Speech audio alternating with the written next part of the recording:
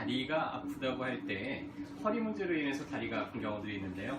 보통 이제 다리가 저려요 라고 한의원에 찾아오실 때 다리 쪽의 문제도 의심해 볼 수 있지만 혹시 허리에서 내려온 건 아닐까도 같이 한번 의심을 해볼 수가 있는데요. 오늘은 이제 어떤 질환들 때문에 그런 문제들이 생길 수 있는지 그냥 간단하게 좀 정리를 해드릴 거예요.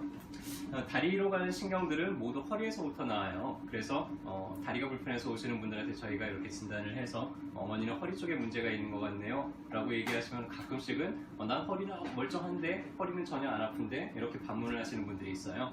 우리가 아픈 부위가 꼭 문제가 있는 부위는 아닐 수도 있어요. 가령 머리채를 잡아 당긴다고 한번 해봅시다. 어디가 아플까요? 머리카락이 아픈가요? 머리가 아픈가요?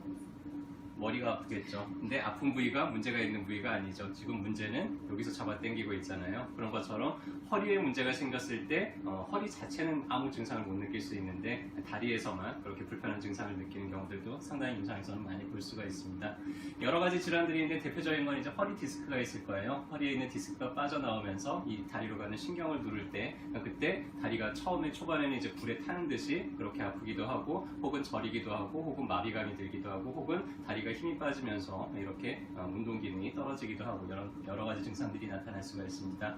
또 나이가 드신 분들은 협착증도 많이 생기는데요. 허리가 퇴행화가 되면서 디스크 자체가 이제 쫄아들면서 신경이 빠져나가는 구멍이 좁아지는 걸 우리가 협착증이라고 불러요. 그래서 이런 분들의 특징이 처음에 막 걸을 때는 그래도 좀 괜찮은데 가다 보면 점점 다리가 저리기 시작을 해서 오래 못 걷고 좀 허리를 숙이고 두드리거나 아니면 좀 앉았다가 쉬면은 또 걸을만해지고 또 가다 보면 또 다리가 저려서 또 가다 쉬다 이렇게 이제 반복하는 특징들을 보이죠.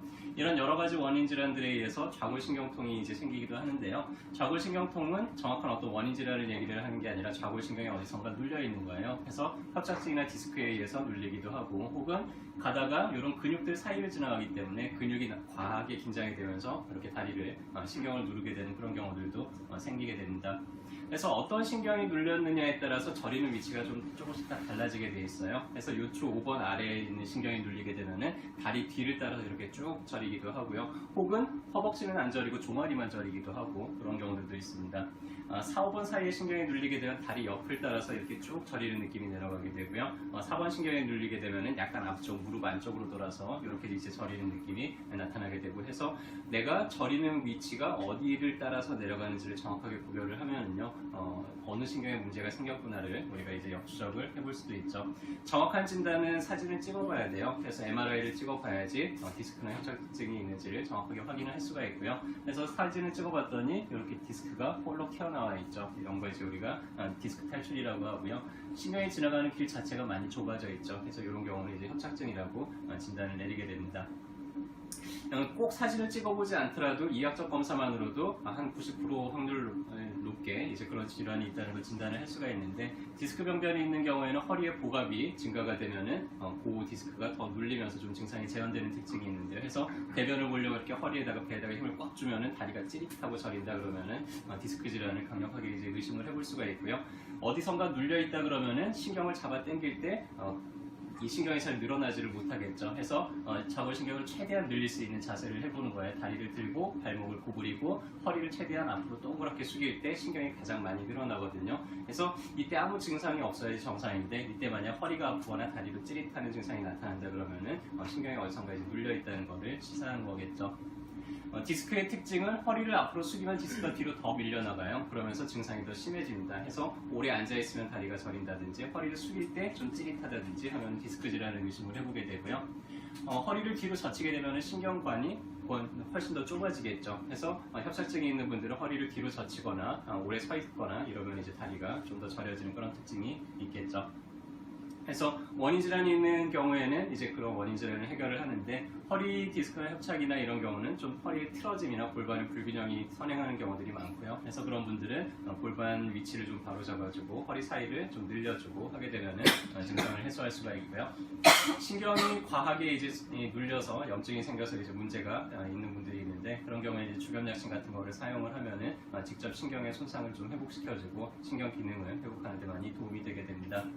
어떤 경우는 이제 이 염증이 반복적으로 일어났다 가라앉았다 일어났다 가라앉았다 하면서 주변에 있는 연부 조직들이 완전히 이렇게 유착이 돼버린 경우들이 있어요. 그런 경우에는 도침을 사용을 해서 그 유착된 부위들을 살짝 이렇게 뜯어주고 다시 혈액이 통하게 만들어주면 문제를 해결을 할 수가 있고요.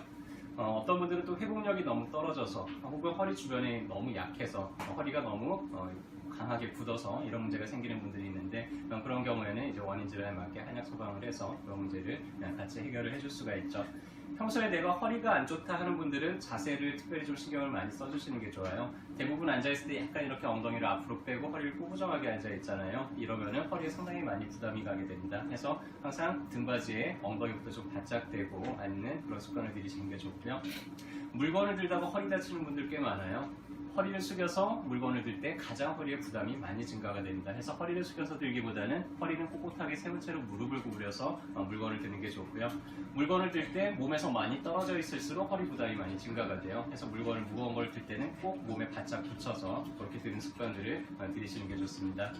허리가 너무 약한 분들은 허리를 좀 강화시켜주는 운동이 필요할 수도 있어요. 주로 내가 오랫동안 숙이고 뭘 하려다 보면 허리가 너무 아프다 이런 분들이 있는데 머리 감다 보면 허리가 아파서 머리를 다 못 감고 자꾸 허리를 한 번씩 펴야 된다 이런 분들은 근육 자체가 좀 너무 약해서 그래요. 그래서 기립근을 강화시켜주기 위해서 이렇게 상체를 좀 들어 올리거나 앞에 복직근을 강화시켜주기 위해서 누운 자세에서 이렇게 상체를 배를 들어주는 이런 종류 운동들을 좀 꾸준히 해서 허리를 강화시켜주면 이런 문제들을 예방을 할 수가 있겠죠.